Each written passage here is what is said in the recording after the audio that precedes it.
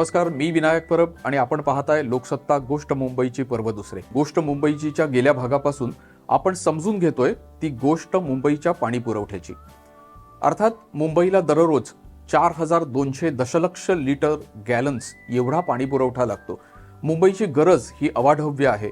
येणाऱ्या काळामध्ये ही गरज सतत वाढत जाणार आहे आणि आज जो 4200 दशलक्ष लिटर्सचा पाणी पुरवठा हा मुंबईसाठी दररोजचा गरजेचा आहे, हीच गरज वाढत जाऊन साधारणपणे 5500 दशलक्ष लिटर्स एवढं पाणी मुंबईला लागणार आहे. पाऊस एका बाजूला वाढतोय असं आपण म्हणतोय आणि त्याच्यासाठी आपण कारण सांगतोय ते वातावरण बदलाचं. खरंय, पाऊस वाढतोय, पावसाचं असमान वितरण देखील आहे, पण होतंय काय की आपली साठवण क्षमता जी आहे ती मात्र तेवढीच आहे. म्हणजे आपण गेल्या भागामध्ये समजून घेतलं की मुंबईला एकूण 7 वेगवेगळ्या तलावांमधून पाणी पुरवठा केला जातो. त्यांची जी साठवण क्षमता आहे, पाऊस कितीही झाला तरी ती क्षमता मात्र तेवढीच आहे. पण मग मुंबईकर काय करणार आहेत आणि बृहन्मुंबई महानगरपालिकेकडे यासाठी काही उपाययोजना आहे काय? म्हणजे भविष्याची जी मुंबई आणि भविष्यातले मुंबईकर त्यांचा जो अतिरिक्त लागणारा पाणी पुरवठा आहे त्यासाठी मुंबई काय करणार आहे हे आज आपण या भागामध्ये समजून घेणार आहोत. आणि आपल्या सोबत त्यासाठी असणार आहेत ते मुंबई महानगरपालिकेचे जल अभियंता पुरुषोत्तम माळवदे. भविष्यातल्या योजना काय आहेत? म्हणजे आता ही वाढती मुंबई आहे, तर साधारणपणे आपण शहरांच्या बाबतीत किंवा महानगरांच्या बाबतीत असं म्हणतो की आपण पुढच्या 25 वर्षाचं प्लॅनिंग करतो. तर मुंबई पुढच्या काय 2040 पर्यंत 2050 पर्यंत जी वाढणार आहे, तर त्याच्यासाठी आपण काही आणखीन धरणांची योजना आखली आहे का, किंवा आणखीन काही तलावांच्या संदर्भातल्या योजना केल्या आहेत का, आणि त्या काय आहेत? बघा, मुंबई महानगरपालिकेचे वॉटर डिपार्टमेंटचे 2 पार्ट आहेत. एक चीफ इंजिनियर WSP डिपार्टमेंट, ज्यांच्या मार्फत हायड्रॉलिक इंजिनियर डिपार्टमेंटला लागणारी धरणं बांधणं, टनेल्स बांधणं वॉटर ट्रान्सपोर्टसाठी, ट्रीटमेंट प्लॅन्ट बांधणं, पंपिंग स्टेशन बांधणं, आता डिसॅलिनेशन प्रोजेक्ट आहे ते पण त्यांच्या करवीत चालू आहे. तर हे मोठे प्रोजेक्ट त्यांच्या मार्फत केले जातात. याचं लॉंग टर्म प्लॅनिंग करणारं डिपार्टमेंट आहे त्यांच्या अंडर. तर ते प्लॅनिंग होत असतं. आजच्या घडीला एक 3 ते 4 प्रोजेक्ट पाईपलाईनमध्ये आहेत, ज्यामध्ये गारगाई धरण आहे आणि डिसॅलिनेशन प्रोजेक्ट हे टॉप प्रायोरिटीवर आहेत, कारण पाण्याची गरज वाढलेली आहे. तर गारगाई धरणाचं 1-2 परवानग्या पेंडिंग आहेत असं चीफ इंजिनियर WSPच्या स्टाफनं मला सांगितलेलं आहे. त्याचा फॉलोअप चालू आहे आणि येत्या 6 महिन्यात त्या परवानग्या मिळण्याची अपेक्षा आहे त्यांना. त्यानंतर टेंडरिंग करून ते कॉन्ट्रॅक्ट अलॉट होईल आणि साधारणतः 4 वर्षामध्ये तो गारगाई धरण पूर्ण झालं तर आपल्याला ॲडिशनल 440 मिलियन लिटर पाणी मुंबईकरांसाठी उपलब्ध होऊ शकेल. या व्यतिरिक्त सध्या डिसॅलिनेशन प्रोजेक्ट मनोरीमध्ये प्रस्तावित आहे. त्याची टेंडर प्रोसेस पण चालू आहे, पण हवा तेवढा रिस्पॉन्स न मिळाल्यामुळे ते रिटेंडरिंग करतायत, परत हे करतायत ते. सर, शेवटचे 2 प्रश्न. एक म्हणजे पाण्याच्या गळतीच्या संदर्भात नेहमी चर्चा होत असते, तर आपल्याकडचं पाण्याच्या गळतीचं प्रमाण आता तुम्ही गेल्या काही वर्षांमध्ये कमी आणलेलं आहे असं एकूण माहिती आहे, तर त्याच्याबद्दल थोडंसं सांगा. बघा, पाणी गळती जी आहे, जी फिजिबल लिकेजेस आहेत ते तातडीनं आमच्या डिपार्टमेंटकडून अटेंड केल्या जातात, ज्यामध्ये डायमीटर ऑफ पाईपनुसार जबाबदारी निश्चित केलेली आहे. लोकल वार्ड लेवलला 6 इंच 9 इंचापर्यंत लिकेजेस तिथला आमचा जो मेंटेनन्स स्टाफ आहे तो करतो. त्याच्यापेक्षा डायमीटर वाढली म्हणजे 450, 600 mm, 900 mm, तर आमचं एक मेंटेनन्स डिपार्टमेंट आहे. त्याचे डिव्हिजन आहेत झोन वाईज. ईस्टर्न सबबला 2 झोन आहेत, सिटीला 2 झोन आहेत, वेस्टर्नला 3 झोन आहेत. तर त्या स्टाफमार्फत ते अटेंड केल्या जातात. यापेक्षा मोठ्या लाईन असतात, ट्रंक मेन्स असतात, AEOC म्हणून आहे, assistant engineer outside city division.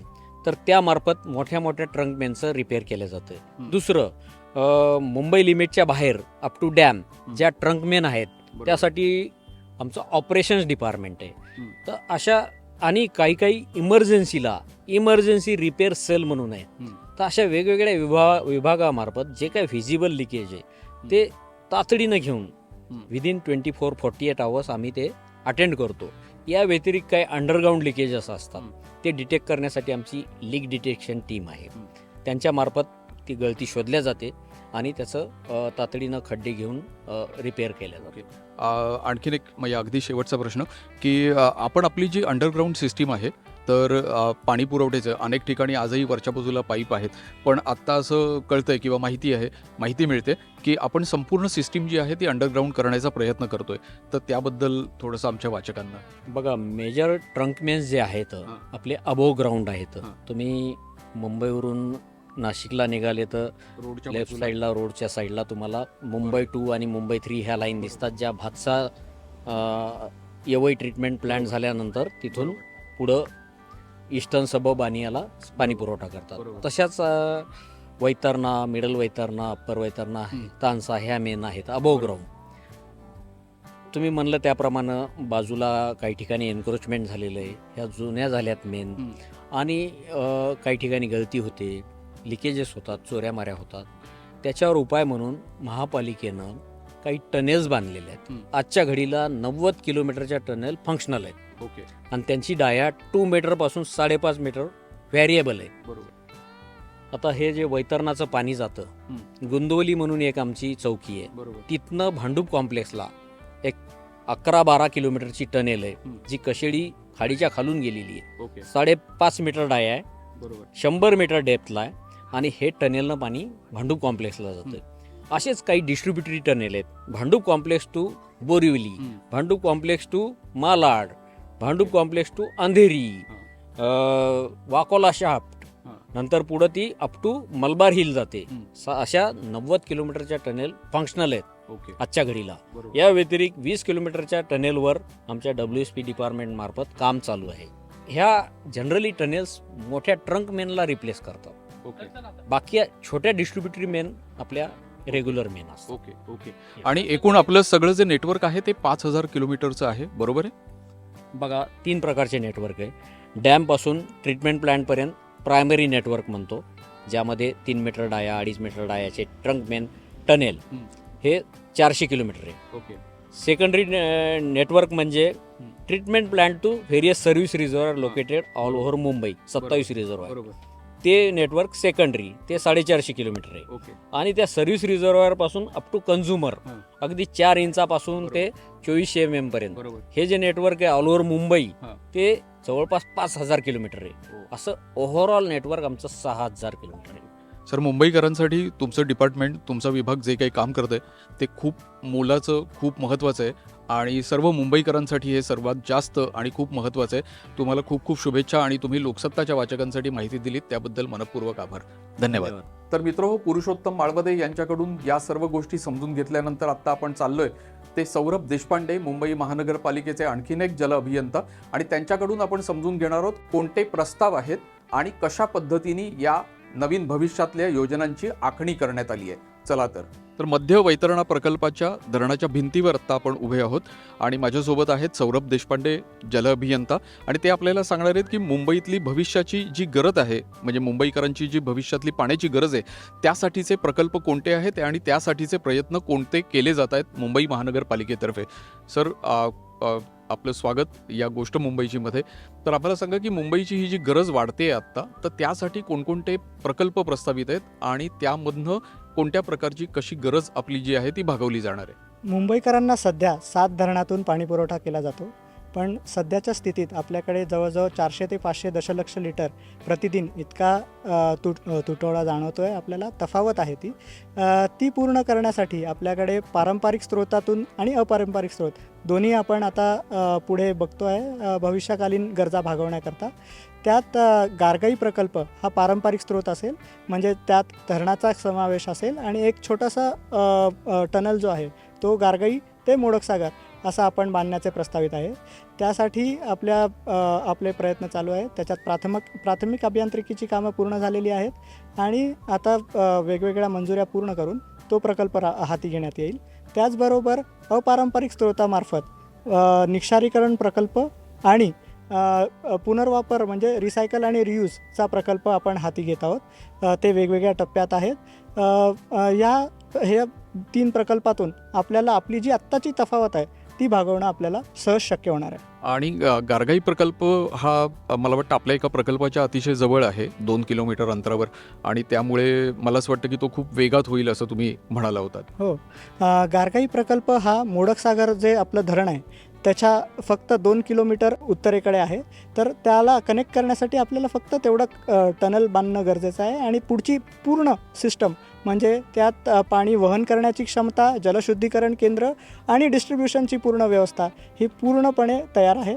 तर हे धरण आणि एवढं टनल बांधल्यावर आपल्याला मुंबईकरांना पाणी पुरवठा सहज करणं शक्य होईल. गारगाईमधनं आपल्याला किती पाणी दर दिवशी मिळण्याची शक्यता आहे? गारगाईमधून दर दिवशी आपल्याला 440 दशलक्ष लिटर इतकं पाणी मिळणं अपेक्षित आहे आणि हे 14 महिन्यांकरता प्रत्येक वर्षी आपल्याला भरता येईल. म्हणजे ही कॅपॅसिटी धरता येईल. म्हणजे 7 TMC साधारण पाणी क्षमता, साठवण क्षमता असेल. आणि दमणगंगा पण आपण आणखीन एक प्रोजेक्ट प्रस्तावित केला आहे, तर त्याबद्दलही काही? दमणगंगा हा इंटरस्टेट प्रोजेक्ट आहे. म्हणजे त्यात 2 राज्यांचा समावेश आणि केंद्र सरकारची मंजुरी असं पाणी वाटप करार होणं अपेक्षित असतं. तर ते सद्यस्थितीत अजून अंतिम पाणी वाटप करार जो आहे तो प्रलंबित आहे. तो पूर्ण झाल्यावरच आपण याबाबत पुढे कार्यवाही करू शकतो. तांत्रिक मंजुऱ्या त्या प्रकल्पास प्राप्त झालेल्या आहेत. आणि गारगाईचं काम जे आहे ते साधारण किती लवकर सुरू होऊ शकतं आत्ता? गारगाईचे जे प्राथमिक अभियांत्रिकीची कामं आहेत ती पूर्ण झालेली आहेत. त्याला तांत्रिक मंजुऱ्या ज्या आहेत त्या मिळालेल्या आहेत. परंतु ती वाईल्डलाईफ एरियामध्ये असल्यामुळे फॉरेस्ट आणि वाईल्डलाईफच्या परवानग्यांसाठी आपण अर्ज दिलेले आहेत. त्या मिळाले की आपल्याला पुढचं धरणाचं काम करणं सोपं जाईल. तिथे गावकऱ्यांचा कुठलाही विरोध नाही. गावकऱ्यांचं समर्थन आहे. त्यांच्याकडूनही आपल्याला सकारात्मक प्रस्ताव प्राप्त झालेले आहेत.